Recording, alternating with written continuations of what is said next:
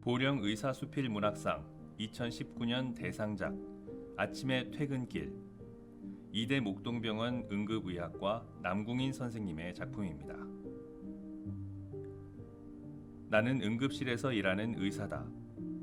근무를 마치면 늘 아침에 퇴근한다. 근 몇 년간 아침이 아닌 시간에 퇴근해 본 적이 없다. 남들이 막 활기차게 출근하는 시간은 내겐 혼곤하게 근무를 마친 시간이다. 그 길은 극도로 피로하다. 나처럼 응급실 근무를 마치고 아침에 퇴근하는 동료 의료인의 에피소드는 가끔 영웅담 같다. 좌회전 기다리다가 깜빡 잠이 들었는데 일어나니 뒷차 운전자가 깨우고 있었어. 아침 10시에 대리운전을 불렀는데 자다가 못 받았어. 어제 처음으로 지하철 종점에 가봤어. 같은 것이다. 나도 한번 안산에 있는 병원에서 서울 집으로 가는 버스를 탔는데 일어나니 그대로 병원 앞에 있었다. 잠든 동안 버스가 서울을 한 바퀴 순회하고 돌아온 것이다. 요즘은 조금 여유가 있어 운전에 출퇴근한다. 하지만 피로감은 여전하고 퇴근길 차 안은 몽롱하고 공허하다. 정신이 가물거려 곧 잠들 것 같고 조그만 일에도 짜증이 샘솟고 간밤에 있었던 사건들이 어른거린다. 어서 집에 들어가고 싶은 마음만이 굴뚝 같다. 정신이나 육체가 모두 흘러내릴 것 같은 피로라고 할까? 이때 수면 외에는 백약이 무효다. 어떤 작업도 불가능하고 웬만한 각성제로도 정신이 들지 않는다. 그래서 전화를 걸기 시작했다. 동생에게도 걸고 친구에게도 걸고 애인에게도 걸었다. 잡담을 하거나 간밤에 이야기를 털어놓으면 정신을 붙들고 응어리를 조금 해소하며 갈 수 있을 것 같았다. 하지만 대부분의 사람들은 일하거나 활기차게 하루를 시작했거나 늦은 아침잠에 빠져 있다. 해가 중천에 있지만 혼자 깊은 심야에 있는 듯한 사람이 털어놓는 고통에 울부짖는 사람이나 유가족의 통곡이나 근육과 뼈가 흩어지는 넋두리를 정기적으로 들어주기는 무리가 있는 시간이다. 이 전화가 타인에게는 매우 곤란한 전화임을 곧 깨달았다. 세상 어떤 애인이라도 이 통화는 인내하기 어려울 것이다. 본능적으로 어머니에게 전화하기 시작했다. 몇 번쯤 전화하자 어머니는 자신에게 주어진 새로운 책무를 파악하셨다. 까딱하면 잠들어 버릴 아들과 수다를 떨어 안전하게 집까지 보내는 일이다. 언제 근무라고 알려드리는 것도 아니지만 늘 어머니는 아침에 즉시 전화를 받아 어젯밤 당직이었네.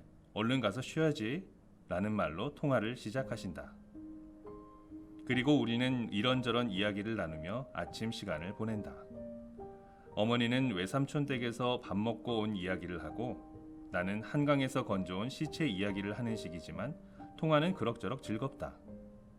어머니는 10년 넘게 들어서 지긋지긋할 사건 사고 이야기도 처음처럼 들으신다. 허나 그 시간에 졸린 건 나뿐만이 아니다. 어머니도 하루를 시작해야 하고 내 전화로 잠에서 깨실 때도 있다. 그럴 때의 통화는 각기 중구난방이다. 나는 기본적으로 정신이 오락가락하지만 어머니도 갑자기 어제 뭐 했느냐고 묻기도 하시고 한 이야기를 또 하시거나 어디쯤 왔냐는 질문을 서너 번 하기도 하신다. 가끔은 피곤하거나 귀찮은 기색에도 어머니는 내 차에서 주차음이 울리고서야 전화를 끊는다. 당직 다음날 중요한 일에 지각한 이후로 어머니는 내게 일정을 묻곤 받을 때까지 울리는 알람 전화도 해주신다. 어머니의 목소리로 퇴근하는 차는 매일 평화롭다. 나는 그 차에서 어떤 이야기를 해도 좋다. 개인적인 일, 가족의 일, 과거의 추억, 시사 현안 같은 어떤 주제를 어떤 식으로 털어놓아도 괜찮다. 상대는 세상에서 가장 나를 배려해서 이야기를 듣는 사람이기 때문이다. 어머니는 조용히 대답을 하시곤 자신의 이야기를 덧붙인다.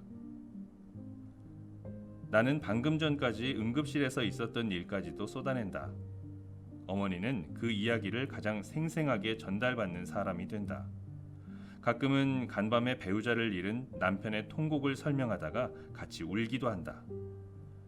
그럴 때 어머니는 조용히 사랑하는 사람이 떠나면 원래 더 이상 살아가기 어려운 법이란다 같은 나로서는 생각할 수 없는 답변을 해주신다. 그런 순간에는 바깥의 날씨까지도 생생한 것이 된다. 그렇게 그 전화는 어쩌면 세상에서 가장 처연한 종류의 전화일지 모른다. 의식이 가물거리는 아들과 그 의식을 붙잡기 위한 어머니의 통화이기 때문이다. 자식은 아침마다 위험에 처하고 어머니가 자식을 항상 구해서 건져내기 때문이다. 시간이 흘러 늙어버린 나는 어떤 순간을 추억하며 살아갈까? 처음 의사 면허를 받은 순간이나 서점에서 내가 쓴 책을 집어든 순간이나 TV 속의 나를 보았던 순간일까? 그 순간들은 강렬했지만 당연해져 점점 희미해질 것이다.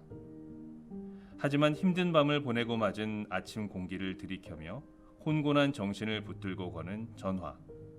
나를 지키려는 어머니의 음성과 곧 잊어버릴 잡담들, 수없이 바뀌어 하루도 같지 않던 날씨들, 그 강변과 담벼락과 수많은 차와 부슬거리는 빗줄기와 밥은 먹었냐고 묻고 웃던 장면. 나는 지금도 그 순간을 경험하고 있지만 이것이 영영 기억에 남아 그리워하며 살 것임을 안다.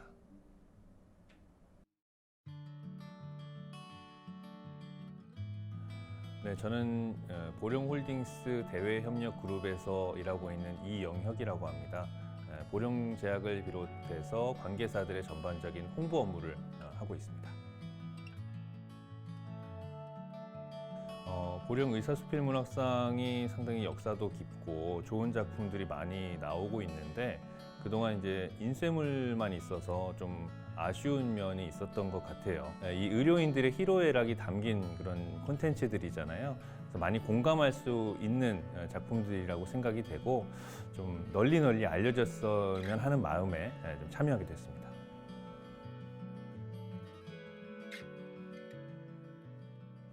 네, 저는 그 자식은 아침마다 위험에 처하고 어머니가 자식을 항상 구해서 건져내기 때문이다라는 구절이 있는데 그게 좀 감동적이었던 것 같아요. 이 작가분이 응급실 의사 선생님이신데 응급실 의사는 정말 위험에 처한 사람들, 사고가 난 사람들을 매일같이 이렇게 구해내는 직업이잖아요. 근데 그 의사를 또 구해내는 건 우리 어머니다라는 구절이 정말 와닿기도 하고 우리 일반인들한테도 굉장히 어려운 순간들이 있을 텐데 그럴 때마다 좀 정말 아무 조건 없이 힘이 되는 건 우리 어머니였던 것 같아요. 그래서 저도 어머니한테 전화도 한번 드리게 됐던 그런 계기가 됐고요. 한번 좀 뭐 어려운 게 없냐고. 저도 이제 어머니를 좀 위험해서 구해내고 싶은 마음이 살짝 들었던 그런 구절이 아닌가 싶습니다.